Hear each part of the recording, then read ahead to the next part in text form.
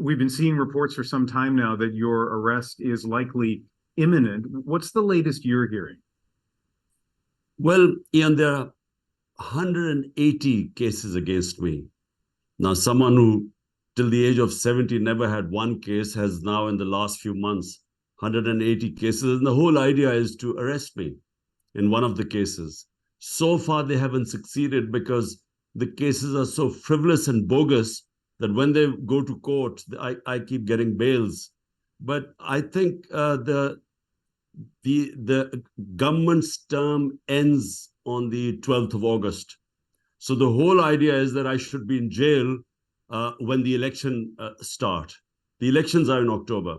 So this is why, all these attempts to arrest me and get me out of the race are going on. And so what do you think the timing is likely to be? Sometime before the end of the government's term, but do you think an arrest may come in the next few hours or few days? What do you know about that? Well, I have to go from one court case to another almost on a daily basis.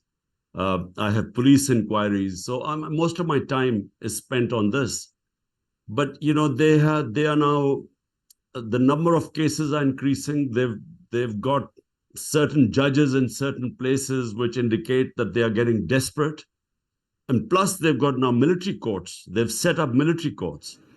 I think that within the next 2 weeks, I expect to be behind bars. It is impossible for us in Canada to really assess the legitimacy of these charges. And so, I've read people in Pakistan have, some say these charges are frivolous and politically motivated. Some people say that some of them at least deserve to be tested in court. You clearly feel they're frivolous and politically motivated. So how confident are you in the legitimacy of the court system to handle these cases? Well, in the past, Ian, let me just tell you that in the past, whenever we've had a government falling and the prime minister goes into the opposition, normally they leave the country. I mean, the two prime ministers, Benazir Bhutto and Nawaz Sharif, the moment they were out of power, they left the country two times. So this is the only time that the ex-prime minister is not leaving the country. And it's because I believe that whenever these cases go on trial, I'll be proved right. I mean, these are bogus cases. The only thing is that from the government's point, the reason why they are piling up these cases is because of the elections coming up.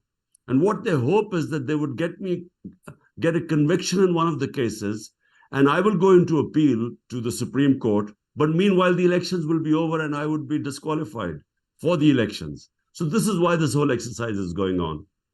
Pakistan is in a politically, strategically sensitive part of the world. It is a nuclear power. There are a lot of reasons for the West to want stability in Pakistan. What needs to happen for there to be that stability? Well, what are supposed to be the Western values?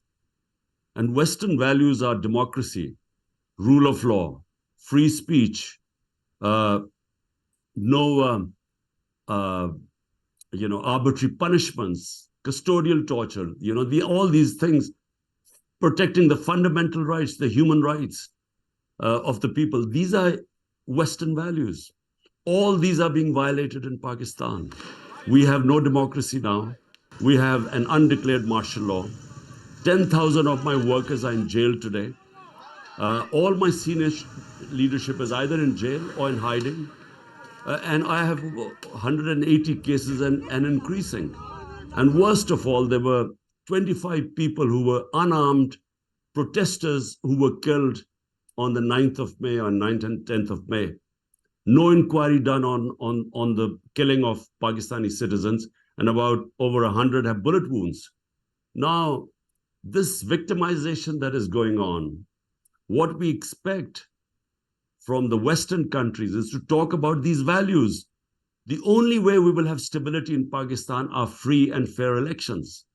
And unfortunately, all this effort right now going on by basically the establishment is not to have free and fair elections. so that the biggest party, which has over 70% approval rate in the country today, that party is now trying to dismantle it.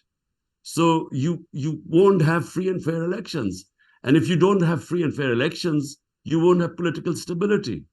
And without political stability, I'm afraid we will not even have economic stability.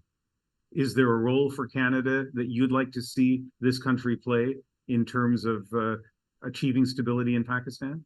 All we want is that the Canadian political leadership should speak about this dismantling of our democracy that is going on. I mean, all the values preached by the Western countries, and especially when they criticize China or Russia on human rights, all human rights are being violated. So that's all we want. We want them to speak out against the dismantling of our democracy and the violation of human rights.